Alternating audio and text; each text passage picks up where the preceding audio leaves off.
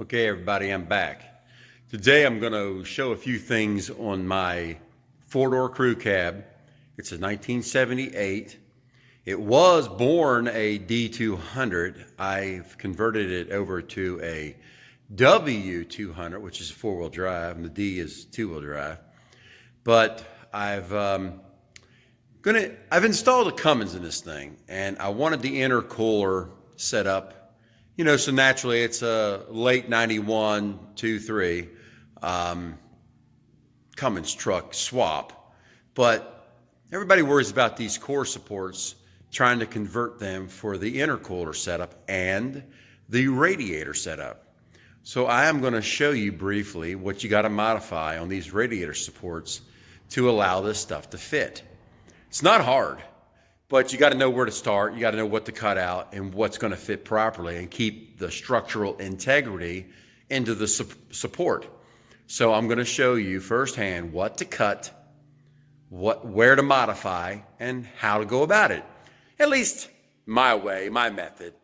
And sometimes it works for other people, so I'm just trying to share it. But anyway. All right, everybody, here's the truck. As you can see, it's a brown one.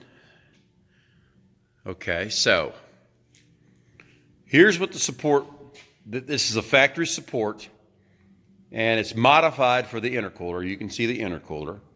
You can see the grills out and the lower grill, front valance, I guess you could call it.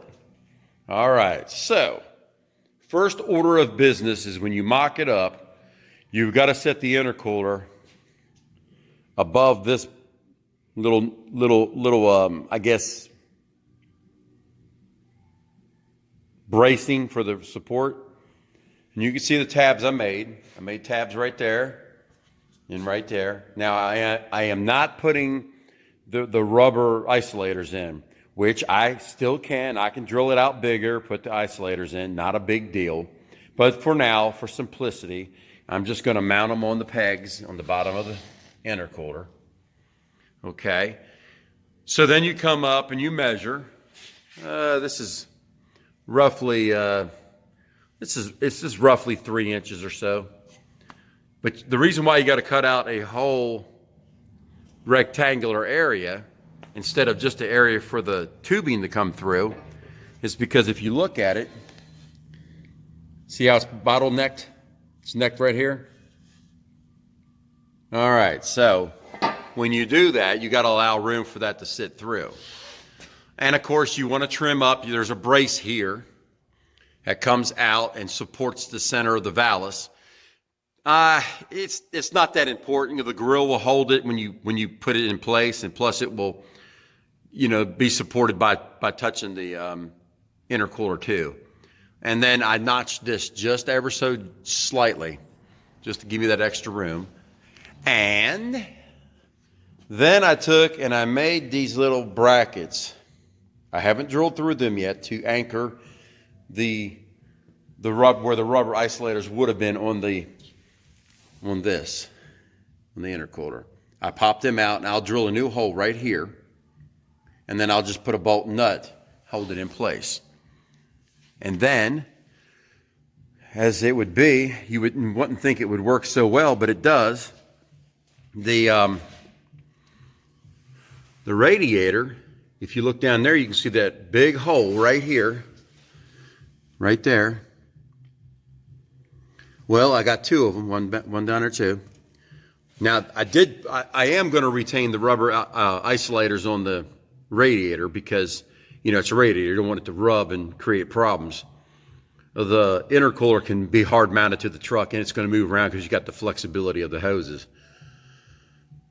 Well, once you drill them holes, then you got to figure out your bracketry for the top. I just made these little L brackets, figured out the orientation of the radiator, and then I welded them in place. Both sides. You can see the other one right here. All right, so there's the modification to the radiator, the radiator support, core support, whatever you want to call it. So here it is with the grill, the intercooler in behind the grill, as you can see. fits nice and tight. Well, here's the hardware for the radiator. As you can see, the plate, I made a plate for the top over here as well. And then you have hydraulic master cylinder for the clutch. But you can even see there's enough room for the lever, the hood release, and there's plenty of room in there.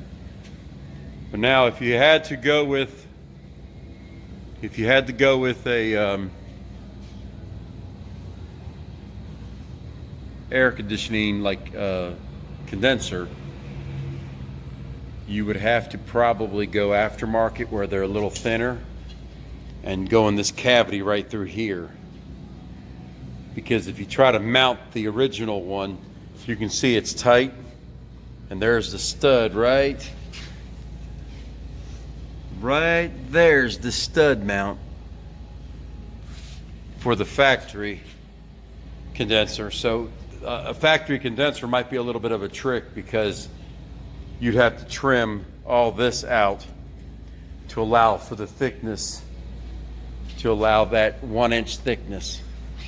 I didn't want to give up my look, but as you can see,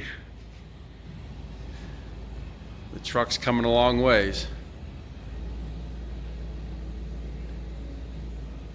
So stay tuned.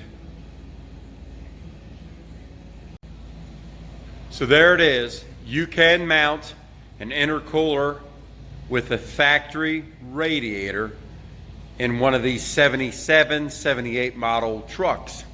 I like the crew cabs, so I convert them. But you can get that whole setup to fit. You just got to run everything that's specific to the intercooled engine. And I did a hot air engine as well. All that works too. A little simpler because not as much modifying. You just cut out the factory radiator area where the V8 radiator would bolt to, cut that area out, and then you start to modify, and it'll all go in, it'll all work. But now, like I said, the condenser would be a problem. I'm going aftermarket, so it doesn't really much matter. I'm going to put it where I need to put it. But if you're trying to squeeze all of that in behind that factory support, you'll run into a grill issue at the lower valance. So, but until next time, just remember, I'm a one-man band.